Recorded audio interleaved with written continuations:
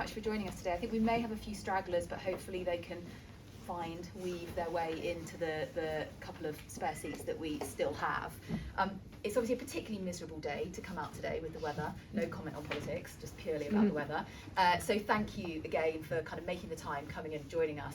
I'm particularly delighted to be joined by two formidable women in International Women's Day week. Can I say that? International Women's Day yesterday, obviously, and you know, couldn't be a more brilliant pair of fantastic women to be able to talk about such a big topic this week.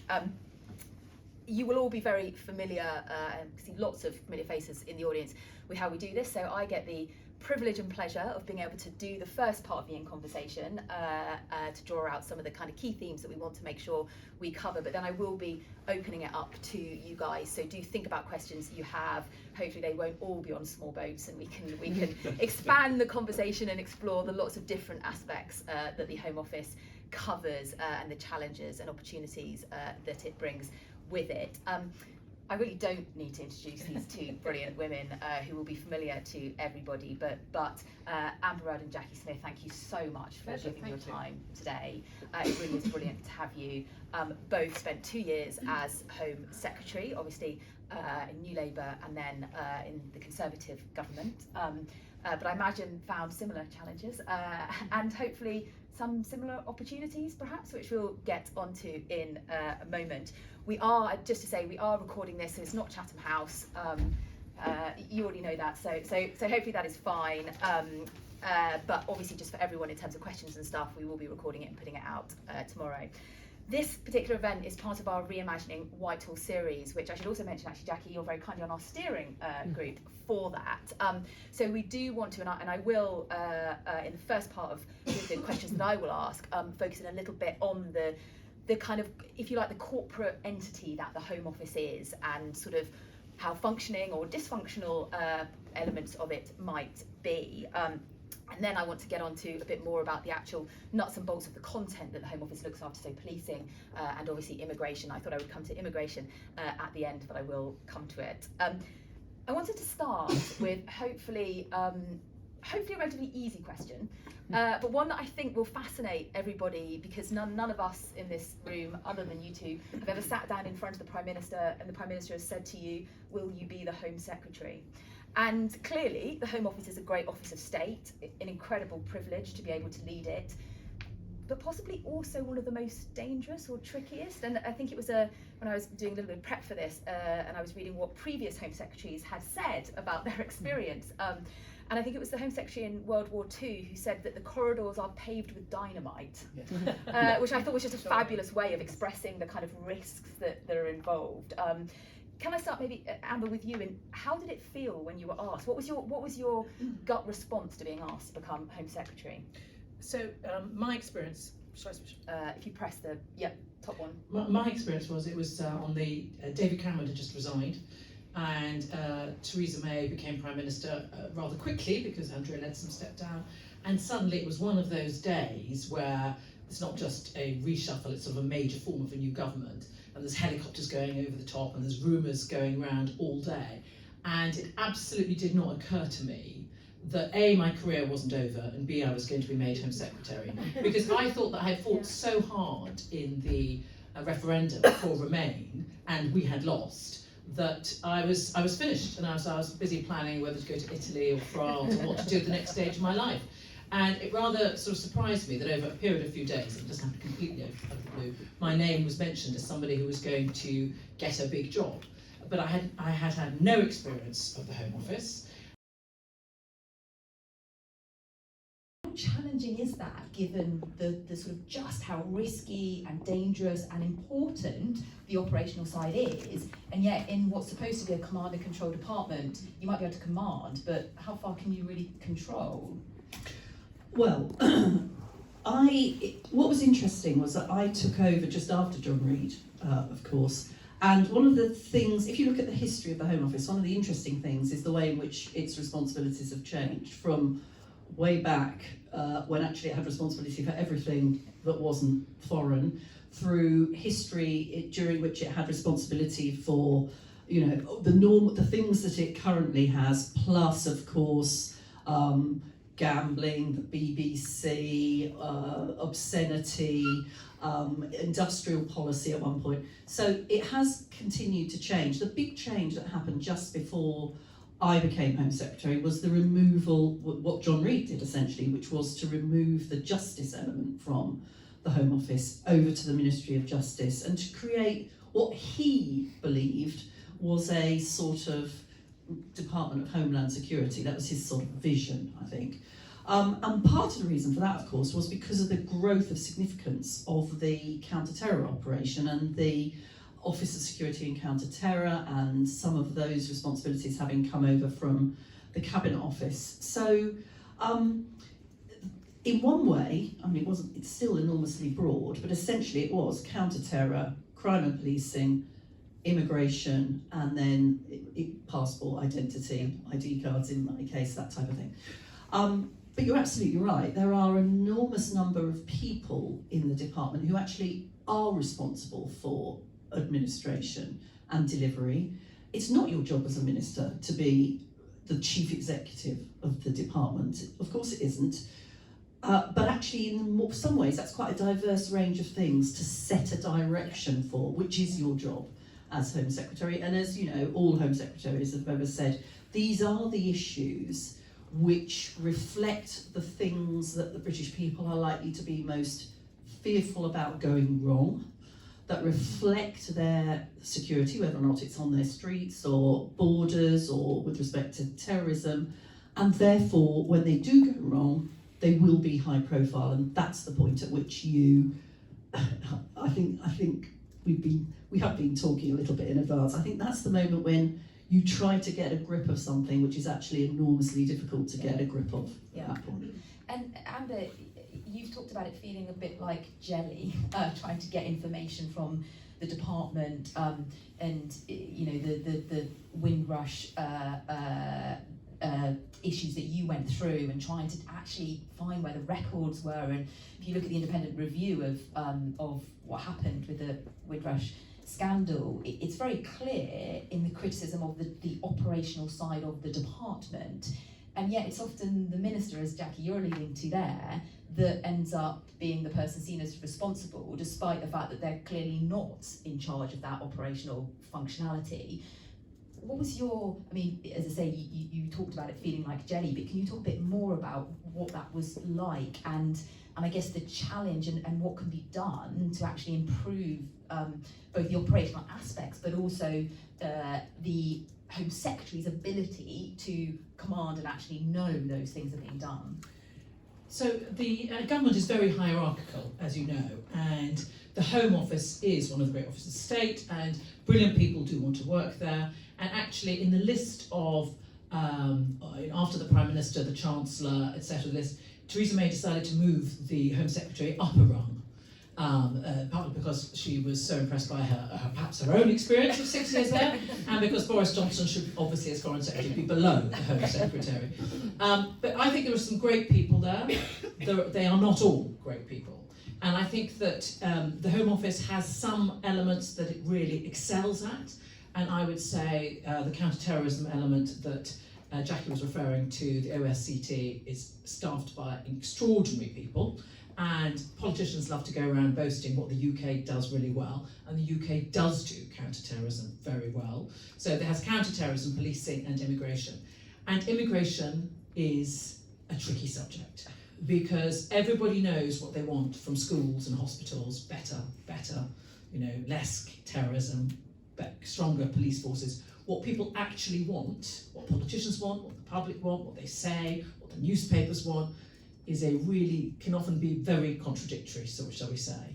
And on immigration particularly, it's difficult to get good people into certain jobs, and I can see why. I mean, you referred to the Windrush scandal, which was a terrible scandal and did some terrible damage to people.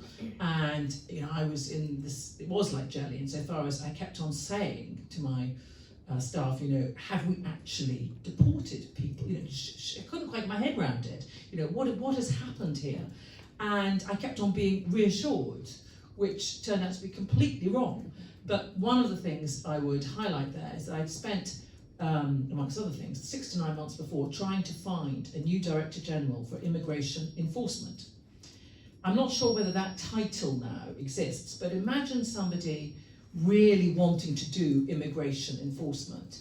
There weren't very many candidates. The candidate that I did want, who was a former policeman, I was told by the civil service wasn't above the line, Secretary of State. I'm so sorry, he's not above the line, which is a way of making sure that they choose their own, which they did, somebody who had been turned down once before.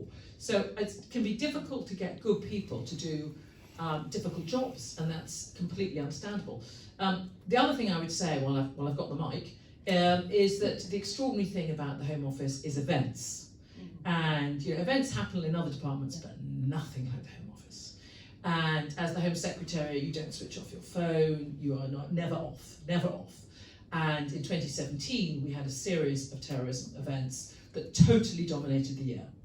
And if I may have dropped the ball on other things, because we had to focus on how to work, not operationally, but with leadership and with hopefully communicating in order to reassure the public that we had this under control, as one event hit another over a period of about 4 months. And I think only the Home Office, and of course the Prime Minister's Office, has to deal with those sort of events that come at you quite so fast. And it's not just the terrorist events, it's also the warrants you're dealing with every day, it's certain crises every day. I remember being at the theatre, watching King Lear actually, and in fact I was going to Jackson doing King Lear, it was rather amazing. And the protection officers were sitting behind me, and I just heard them going, "Mum! Mum!" And I was like, "Yes, we need you." In the middle of this play, I thought, excuse me, and everyone saw the Home Secretary leave. I could see shudders of nervousness around the theatre. But I had to go out and give permission for a particular, some arms for some officers in order to take forward an event. And so it's you're on your toes the whole time with quite serious events. Can I just say, one of the most helpful things, which I didn't believe it was at the time, that a senior civil servant in the Home Office ever did for me, was to tell me that she didn't know the figures and she couldn't be clear about the figures in a particular case. I think it was people had escaped from a detention centre, something like that. It was something where I'd had to come back from a holiday in order to deal with it, and I knew I was going to be accounting to Parliament, so I was saying, look, come on, you must know how many people we must be able to know this, because I've got to be able to account to Parliament. And as I say, the thing she did was to say, we can't be clear about what those figures are. And to be honest, she probably saved me by doing that.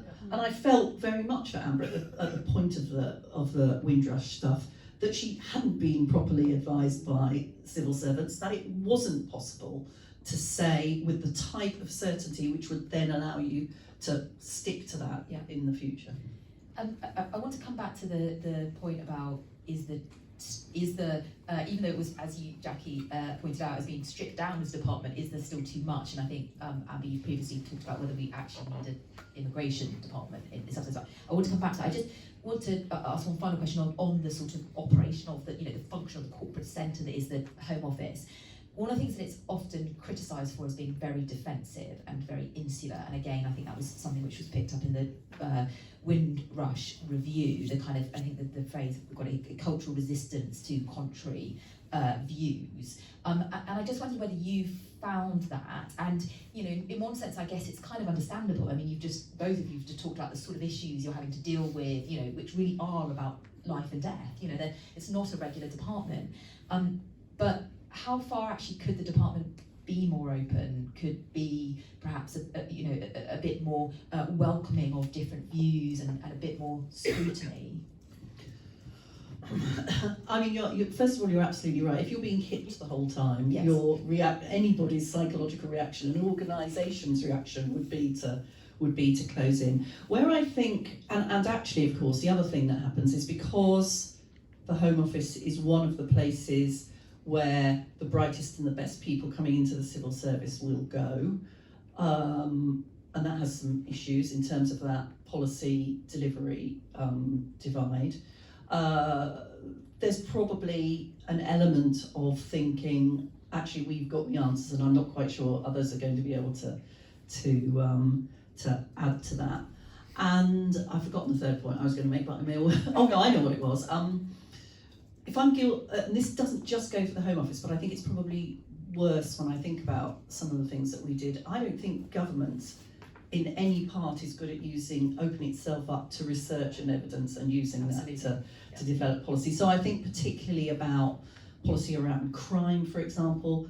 Since I've been Home Secretary, I have read much more interesting stuff about evidence around tackling crime than ever came in front of me when I was Home Secretary. And that wasn't just because I wasn't bothered or didn't get to the bottom of my box, it was just that it wasn't there. Yeah. I would say two things about that. First of all, there's always the politics. I mean, and that's just hard. Yeah. Everybody wants to do the right thing as a minister or as a Secretary of State and wants the best outcomes. But there are elements where if you are seen to show an understanding or more thoughtful approach, that the opposition will just hammer you. So there's an element of kind of you need to close ranks in order to get to the next step, really.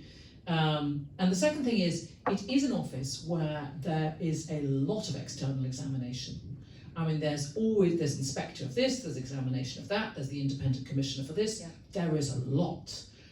So I would say that it's all there in place, but it would take a confident Prime Minister and perhaps a reasonable majority and a clear road to be able to do some of those things better. Yeah.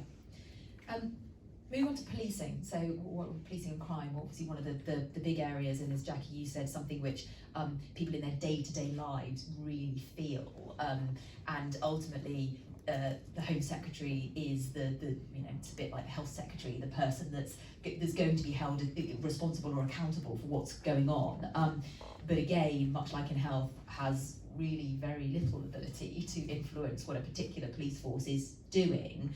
What do you think the relationship should be between the Home Office and the individual police forces? What is the Home Office's role? Because that has also evolved over the last few decades as well. Maybe Amber, I could start with you on this one. I mean, you're right. Basically, it's a very clear constitutional element, really, is it not, of our democracy, that the Home Secretary is not the head of the police, and the police can have the independence which we would expect. But I have to tell you, after 2 years, I decided that police leadership required more involvement from the Home Office. And it wasn't good enough that the Home Secretary, in my case, didn't know enough really to make perhaps some judgments that would have been more helpful. So I think that the detachment has gone too far, really. Not that I'm proposing any Home Secretary putting on a police uniform going out on the street, but I am saying that ought to be more involved with some of the decisions that the police need in terms of their resources, in terms of understanding what the pressures are that they're under a bit more. I think that's completely right. And I mean, if I think about the big policing thing that I was engaged with as Home Secretary, it was the development of neighbourhood policing. It's completely legitimate, in my view, for a government and a Home Secretary to have a view of the way in which, the broad policy direction in which policing should go, which was the case there. Then, of course, the question is, how do you actually implement it? And that was, that needed a combination of incentive, sitting down with police leaders actually on a week-by-week basis in order to track the extent to which neighbourhood policing was being. Because if you've got something that is rightly operationally independent and you haven't got those ordinary levers, you have to find other ways to deliver something that you think is significant like that. I mean, the other thing that happens is that there will be times, of course, although it would be quite wrong for you to be engaged operationally, there will be times when things are of significance and you'll obviously be kept updated. So, I wasn't at the theatre, but I was at an England-Germany football match with Angela Merkel, in fact, thinking, oh, this is great being Home Secretary. You get to go to Wembley with Angela Merkel. And then on the way out, tragically, I was told about the murder of Rhys Jones. And that was an investigation which, as Home Secretary, I was sort of kept up to date with, because it is of such significance that people will expect you as Home Secretary to understand what's going on. And in fact, of course, it plays into this whole something must be done pressure that you will, because of the events that Amber was talking about, that you will quite often find yourself under the pressure of as Home Secretary. And then you have to decide if indeed something should be done, and if it should be, what it should be. Yeah. But also it gives you just a slice of what's actually going on the ground. And so I used to have monthly meetings with police commissioners about domestic violence, because it was something I was particularly interested in trying to improve our arrest rates on. And I would never forget one head of the police force in one of the counties saying to me, "It's really good news, we haven't had any reported this month, I don't think there is any." And so it just kind of, it lifts the lid a little bit sometimes by having that sort of engagement. And that's quite a shocking segue into what we've seen in policing recently. And I mentioned that it was International Women's Day yesterday. I think there was some new stats out on women's trust or lack thereof of the Met Police at the moment. And I just wondered, you talked there about the kind of leadership of the police, and actually perhaps more involvement is needed by the Home Secretary. But I guess your thoughts really on how we get back to a position where policing is trusted actually, and where we are weeding out what seems to be quite a minority, but sizable minority of people who quite frankly probably shouldn't be police officers. Yeah, I found it really shocking, and I actually have a friend whose daughter joined the police force after I left, and 6 months later she told me about it, and it was all the sort of things we're now learning about. It was the Met, and she just was having a horrific sexist, misogynist time, and I was absolutely stunned. And so that's sort of what I'm referring to, really, is I think that I don't know how one would have known, but should have known a bit. And it's been, I think now it's kind of come out on the scale it has, which has been shocking. And I don't think anybody, at least nobody who wasn't in the police force, if I may say, knew what was going on there. And of course, we have to say that most police men and women do a fantastic job, but there have been this type of behaviour. I don't think it's a small group of people, but I think it's an accepted type of behaviour, which has been so shocking. And I think the change will come from some great leadership. We've got two great leaders in at the moment, Mark Rowley and Lynn Owens, and I think they'll do a very good job. And they know they have to win the trust back. And the fact that Mark Rowley has said, by the way, you're going to see a lot more before it gets better, I think is brave and the right thing to do. I feel, although I was pretty appalled by what I heard, I then reflected back, and I mean, a lot of the work I did with the police, I very much enjoyed. I thought they were enormously important as public servants, and in fact as a public service more widely than simply tackling crime. But there were some hints. So one of my protection officers, who was a woman, sort of talked to me about considerably younger than me, about when she joined the police force and they were still branding women.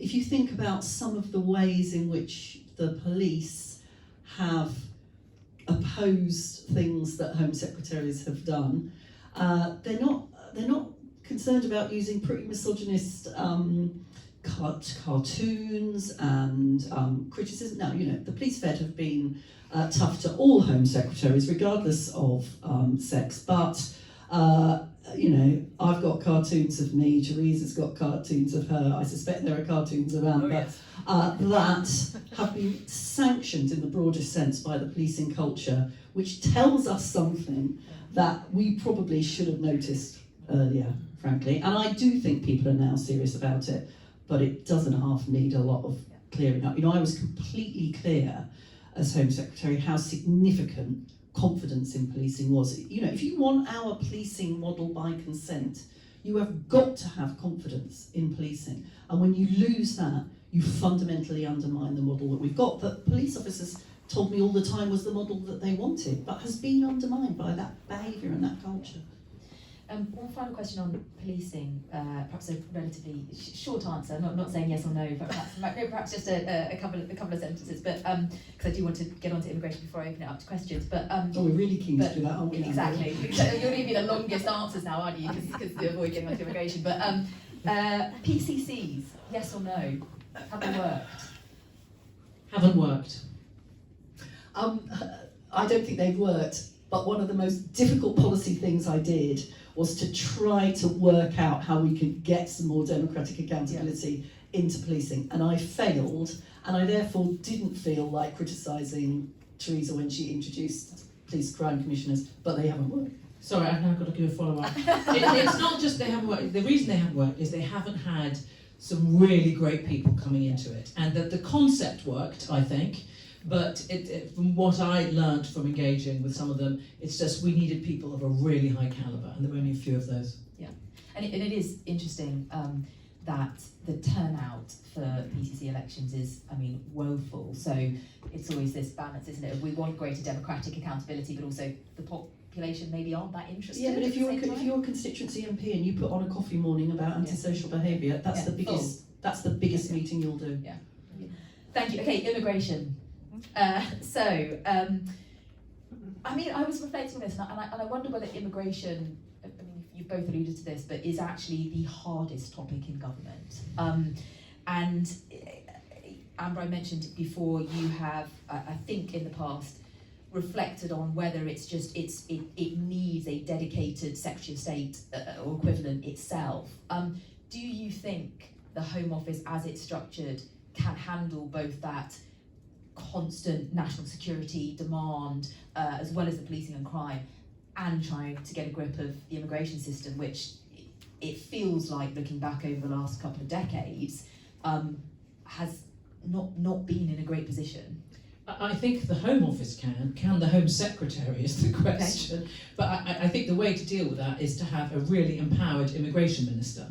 So, and we've got that with Robert Jenrick, I saw that with Damien Green. You can do it. So you have an immigration minister who's like a kind of a department in themselves in a way, who has the leadership there. But I mean, the main problem with immigration is that there are confusing messages all round, and nobody is frank and straight with the British people about what we can do, what we can't do. You know, stop the boats. Really? How? When? Take back control. All these sort of campaigns promise things that can't be delivered. And then, everybody gets irritated. The people run out of patience. The staff don't really know what they're being asked to do. And it escalates into a really problematic area. I think immigration is fraught with conflict, conflicting ideas and instructions, which confuse everybody and lead to part of the problem that we have. I completely agree with Amber, and I think she's wise when she talks about the confusion about people's understanding about what it is they're actually wanting to achieve in that area of policy. And remember, it's complex and multifaceted. It's not one, it's not keep our streets safe or have effective police or counter terror. And what's happening at the moment is an interesting. There's been some historical. There's some history we can look back on around this. So, at the moment, the panic is around asylum seeking. And that is, I mean, in my view, this is a good example of how the importance of immigration policy is about how you couple the right policy with the right administration. And clearly, a major issue in terms of asylum is the inability of the Home Office, the Borders Agency, to be able to get through the asylum applications quickly enough. There are other issues around policy, our relationship with Europe, and the policing around the small boats issue as well. But essentially, it's that administrative problem. Let's not forget what John Reid said when he said the Home Office isn't fit for purpose. He didn't say the Home Office. Yeah. He said the Immigration Directorate, and that's because. A quote I was reading just recently about, particularly relates to immigration. The legislation is the skeleton, the administration is the flesh, and without that administration, you can't deliver. But the second issue is things change. So when I was Home Secretary, asylum wasn't the big issue. What was the issue was broader immigration policy and what your points-based system of that moment. Every generation has a once-in-a-generation points-based system, trust me. And what it was going to be based on, what were going to be our principles for immigration. And Amber's right, I had a very good immigration minister in Liam Byrne. He engaged in a conversation, a tour, and talked to the British people about what they wanted to see from immigration, you know, and it boiled down, as I think we would have understood it would have done, to we want people here who can contribute, who are going to speak our language and are going to stick by the law. And that was the basis on which we developed that particular iteration of the points-based system, of course, leaving the EU. But that was the issue at that point. When David Blunkett was Home Secretary, of course, that was the previous time that we had asylum as the issue that was really concerning people. So it's more complex than any other part of the Home Office agenda, and it's over the years been worse administered than any other part of the Home Office. Also, if I may add, you've got every other member of the Cabinet asking you to do things for them. So in 2016, after we'd left the EU and I became the Home Secretary, I'd go into Cabinet and we'd all go, yes, we're definitely ending freedom of movement, definitely. And then after Cabinet, each member of Cabinet would come up to me and say, look, I really need some more in health, or I really need some more in DEFRA, or I really need some more people for building houses for later on. Every department had their own particular needs for freedom of movement, which they wanted an exception for. But politically, we want to be below 100,000 net migration. Yeah, exactly. And you've got the Chancellor, of course. Anyone who's interested in the economy knows we need immigration. And yet, every time the immigration figures came out, if they weren't down, everyone's like, "Oh, that's bad. What are you doing about my department, Amber?" So it's a conflict at every level of government. So one final question before I open it up to the floor. It would be remiss of me, given that we, by, can I say happy coincidence, are holding this event booked in quite a while ago in the week that obviously the Home Office and immigration is absolutely front and centre. So we have this new proposed legislation from the government, which is seeking to essentially say if you come via an illegal route, you can never come back and you can't seek asylum. You've also mentioned, Amber, there that it is, almost impossible to stop the boats, but presumably we do want to stop them, not least because they're so dangerous for people to be taking that route. What are, both Amber and Jacqui, both of you, what is your view of what the Home Office, or the government, I should say, have put forward this week, and is there an alternative?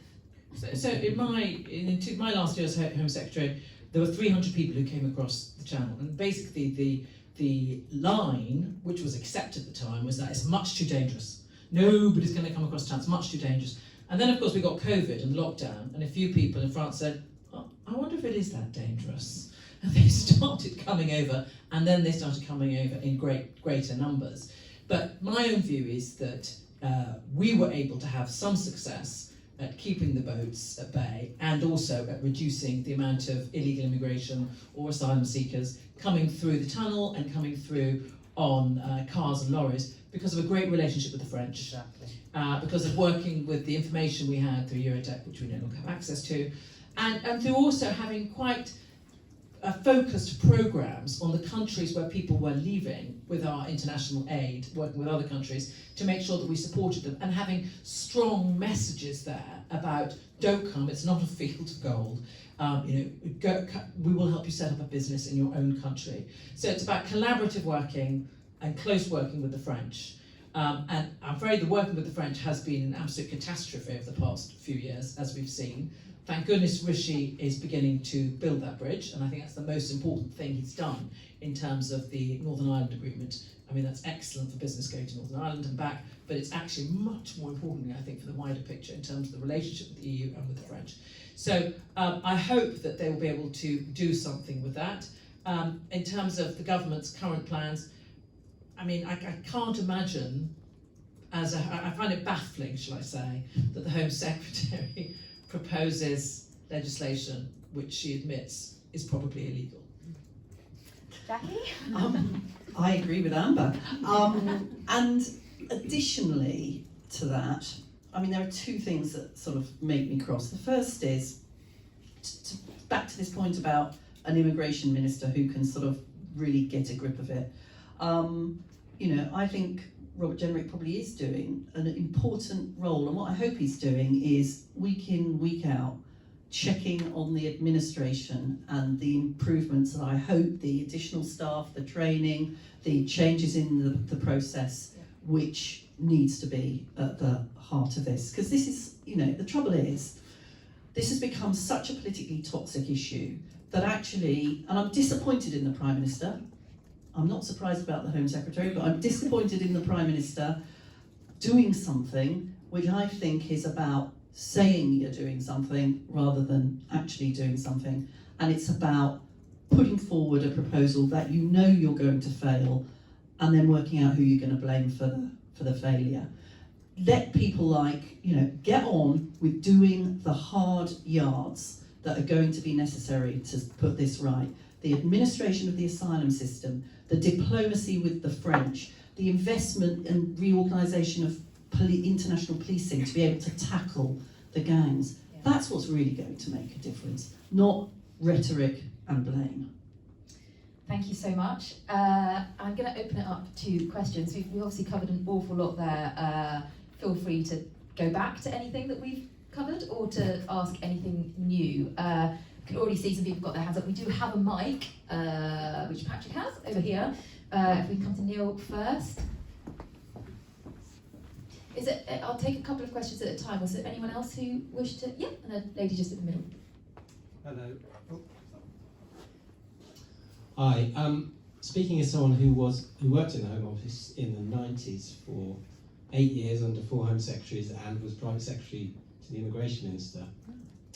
One of the things that was schooled into me very early on in my civil service career was that being a Home Office civil servant was something very special, which cultivated a degree of, some people would call confidence and others would call arrogance. But there was certainly a Home Office point of view about things, and I think that was partly because the range of topics meant that every civil servant got to see issues from multiple sides because of extradition, human rights, criminal justice policy was all part of the Home Office. And it was balancing those against the control aspects of the Home Office at the time, pre-MOJ. But also there was a very effective Home Office research unit and policing research unit which created sort of independent research and academia, which gave civil servants that confidence. Sorry, a long way to ask the question around whether, in your experience when you were both Home Secretaries, was that culture still there, and did you find it a positive thing or actually something that was very difficult for you to achieve what you wanted to achieve? Thank you, and we'll take just the lady in the middle here, Patrick, please.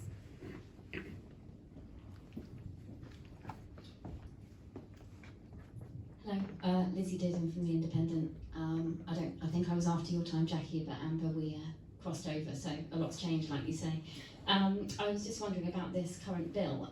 Both of you talked about the different approaches during your period as Home Sec. Was there a focus on reducing demand for illegal routes?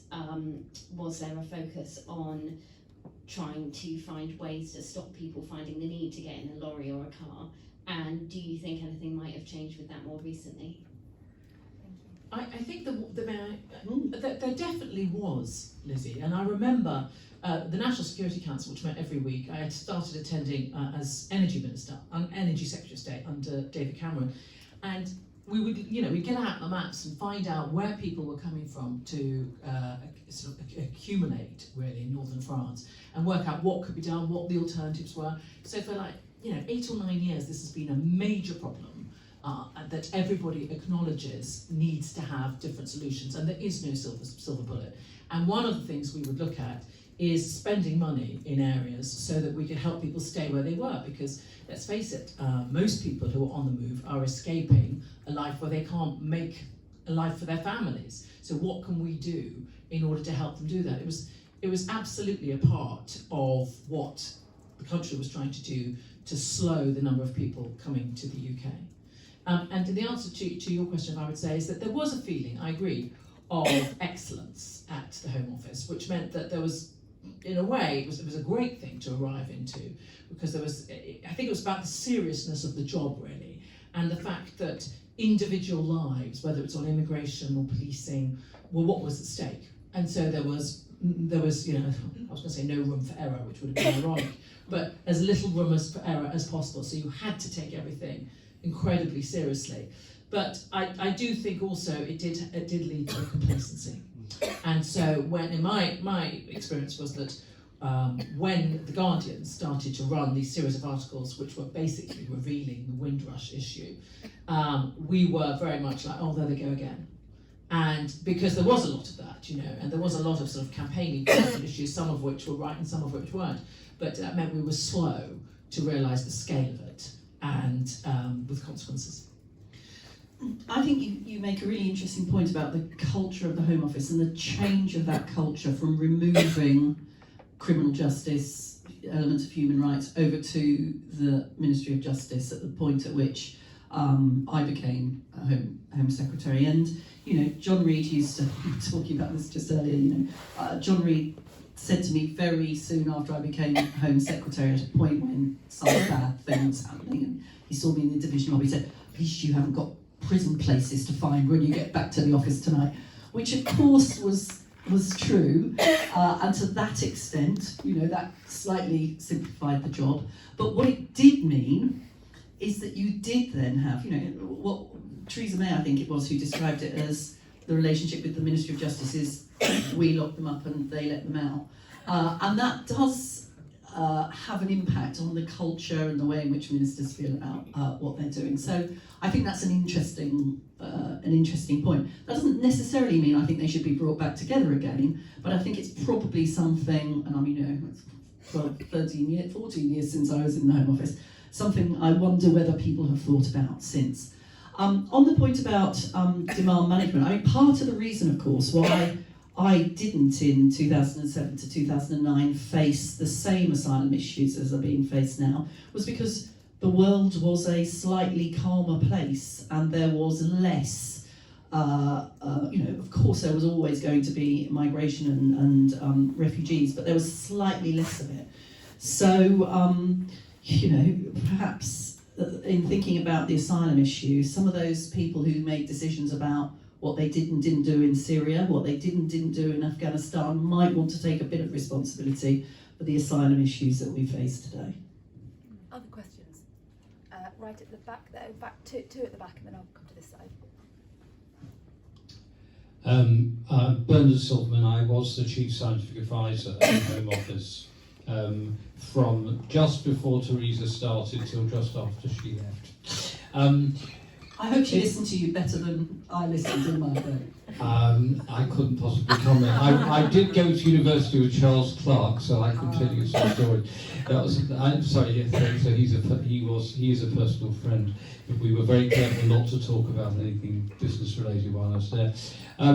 It's actually about the topic you were just talking about. I actually think that it is time to think again about whether it makes sense to have crime and policing in one department and the rest of the CJS in another, not least because of technical and scientific issues that cover both areas, but also because the whole criminal justice thing is a system.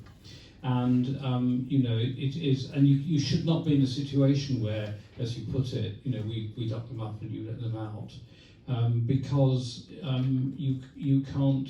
The evidence is clear that you can't. You've got to actually plan everything from beginning to end.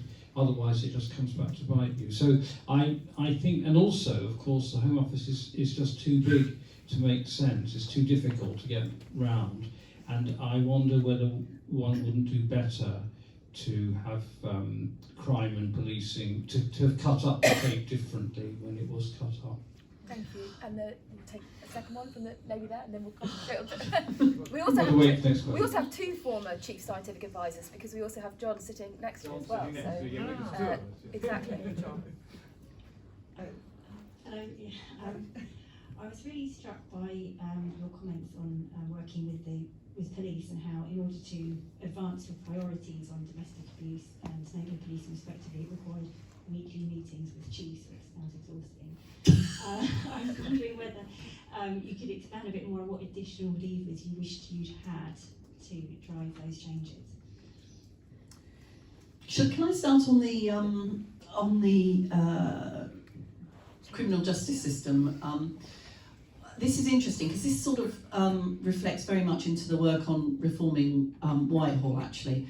I think, isn't one of the things that we've learnt over the years is that machinery of government changes don't solve fundamental problems about complex policy issues. Just bringing people together in one department doesn't solve that. So I completely agree with you, by the way, that there are a whole range of things that are going to impact on crime, some of which are in completely different departments. Work and pensions, health, education. So we're not going to be able to create a crime prevention and criminal justice department. So we need to think in this work about other ways of ensuring that you're joining up those systems. And actually one of the ways that I think we should do it is by, which we're also thinking about in the project, is actually, of course, the place where that makes more sense is at a local or regional criminal justice level, where you could be bringing together agencies much more effectively to tackle crime, and devolving some responsibility for that, I think, would be a sensible thing to do. I think the answer to the question about the levers, I think it's really difficult because I'm not arguing to end the operational independence and to fundamentally change the model of policing. I just think that there probably does, and I suspect it's through, once again, I'm out of touch with this, but I think through national policing representative bodies being able to have those discussions and work out how you are able to deliver policies that you've been elected to deliver as the Home Secretary, probably the most effective way of doing it without having a command and control with the police that would be constitutionally inappropriate, and knowing the police probably wouldn't bloody work anyway. So. So Bernard, hello, and John. It's an interesting idea, and I think that in a way it's the correct mix of areas of government, really, what you're proposing. But on the other hand, I also agree that once you start thinking about what really goes with policing, you quickly spin out into so many other elements as well. So perhaps we just try and strengthen the committees rather than trying to separate out departments. And on the issue of what do I actually want, is of course I'm not entirely sure on that, except that I'm conscious that I think more was wanted from me. And I think that if I had been more involved, I might have been able to, I like to think, make some improvements which I didn't do at the time and which we see in policing now. But I think that one of them is that I find our very broken up policing system absolutely ridiculous, really. All these different police forces across the country. Somebody with some strength, I hope, and a good maturity will change that, because you've got too many independent forces. You don't get enough ability to have really good people being promoted across, because otherwise they all have to move. It's not really a sensible way to have our police force, I don't think. Can I make a confession? I was going to say, can I ask you about that? Because it's a fascinating question. Should we have 43 police forces still? So my confession is that when I arrived in the Home Office, of course my two predecessors, relatively short-lived but lively Home Secretaries in John Reid and Charles Clarke, Charles, of course, had exactly proposed that police forces should come together in larger structures, and John had been sceptical about it, and I'm afraid that I quite quickly said, we're not doing it, I'm not having that row, we're going to focus on other things, and it may be I was wrong to do that. So that is, of course, the truth about being the Home Secretary. You only have the capacity to do a small number of things. And it's all very romantic, me looking back and saying, I wish we'd done this, we could have done that. I mean, we were working 24 hours a day, and every weekend, so there's only so much you can do, really. Except give advice to the future, perhaps. Brilliant. We've probably got time for maybe two very quick questions. So if I can ask you just to ask a very quick question. I know, Asylum, you had your hand up, and I know the gentleman before had his hand up as well, so I'm going to take those two. Are we on now? Okay, so Simon Godfrey from BT. I've been a career journeyman in all things public services for about 30 years, having spent time in number 10 in the early noughties.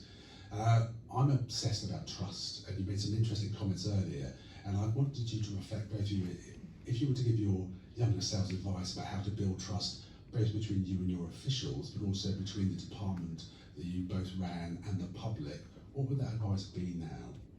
Great question. Sorry, there was a gentleman at the back who I know had his hand up last time as well.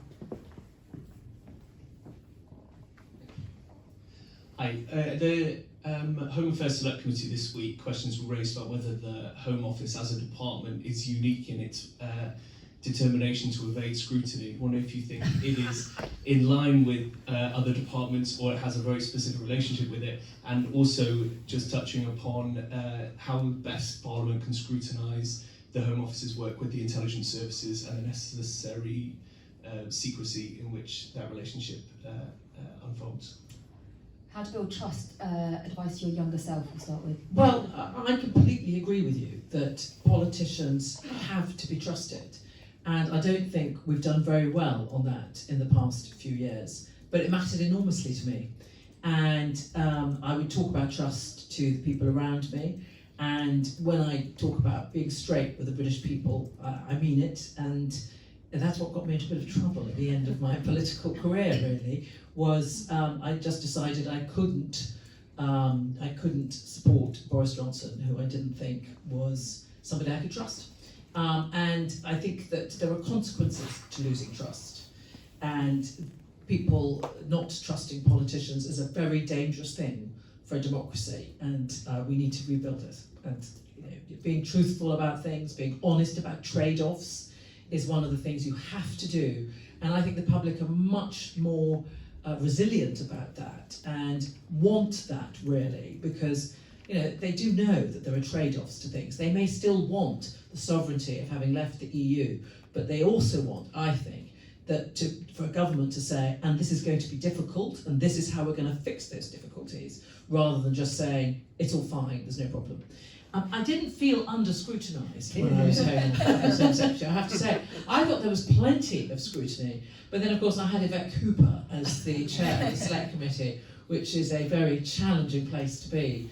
So I thought there was plenty of scrutiny. I think there is an element, though, coming back to this gentleman's point, of a lot of your briefing is how to defend rather than how to reveal. But I would also say is that, there are chief inspectors of pretty much everything that goes on in the Home Office.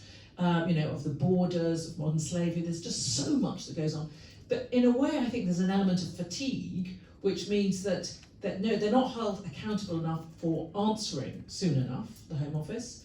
And there doesn't feel to me like there are consequences trying to put things right. And I think that's a kind of, personally, I think it's a consequence of a long government, perhaps. So I think this point about trust happens on a range of levels. So one of the things it took me almost until the end of my ministerial career to understand was the importance of relationships and personal relationships, and actually building them in a way that enabled you, whether or not with senior civil servants or with senior police officers or others, to have conversations that were trusting and where you could really get to the bottom of what you needed to do. Then there's the trust with the British people. I think Amber's right.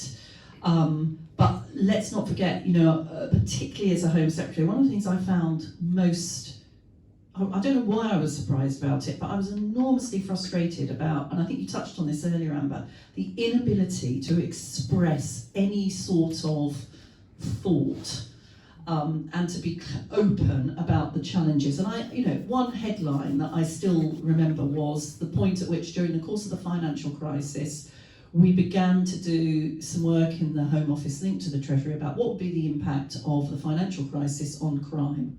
Completely sensible piece of work to do, total hammering in the media, front of the Mail if I remember rightly, about even doing that. So then of course what you do, you go back into your shell. So instead of sharing the problem and ideas about the solution, you become defensive. Now I wish I had been braver not to do that, but it's easy for me to say that now, not in the maelstrom of what it's like to be Home Secretary.